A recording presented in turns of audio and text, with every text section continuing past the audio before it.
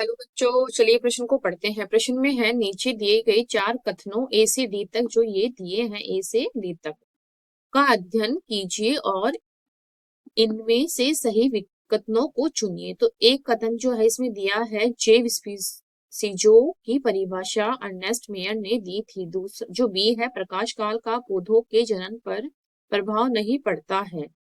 अब सी दिया है, द्विनाम नाम पद्धति तंत्र R.H. विटेकर ने दिया था। और डी है, एक कोशिकीय जीवों में जनन और वृद्धि समानार्थक होते हैं। दो सही कथन है। तो इस क्वेश्चन की मुख्य अवधारणा है, मुख्य अवधारणा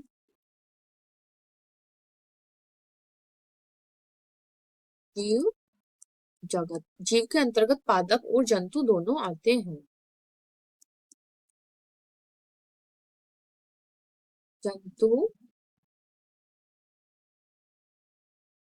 व पादप। तो इसके बारे में, जंतु और जीवों के बारे में यहाँ अध्ययन करते हैं। अब जो है जीव जातियां या स्पीसीज जो होती है, स्पीसीज, इसको हिंदी में जाति बोलते हैं। इसकी परिभाषा किसने दी थी? तो इसकी परिभाषा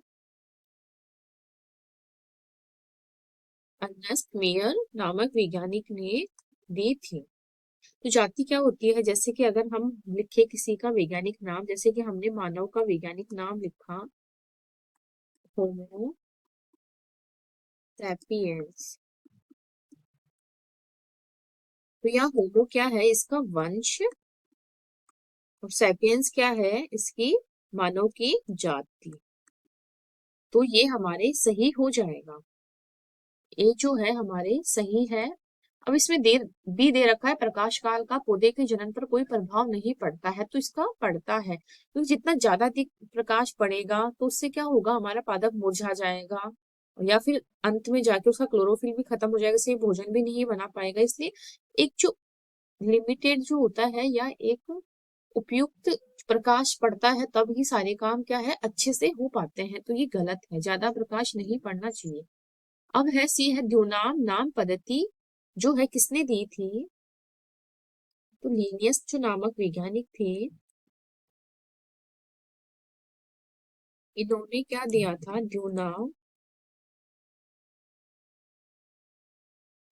द्युनाम नाम पद्धति, द्युनाम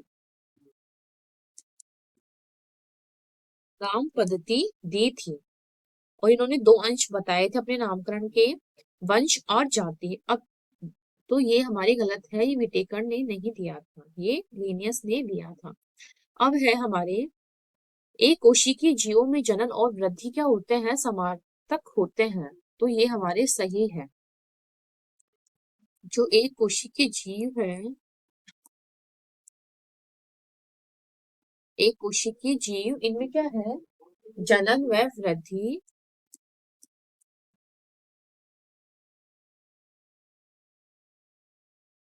समानार्थक है। समानार्थक,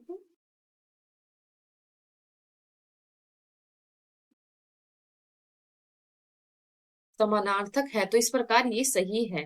तो यहाँ ए और डी विकल्प जो है वो तो सही है, और बाकी के विकल्प कट जाएंगे। आशा करती हूँ आपको इस क्वेश्चन का हल समझ में आया होगा। धन्यवाद।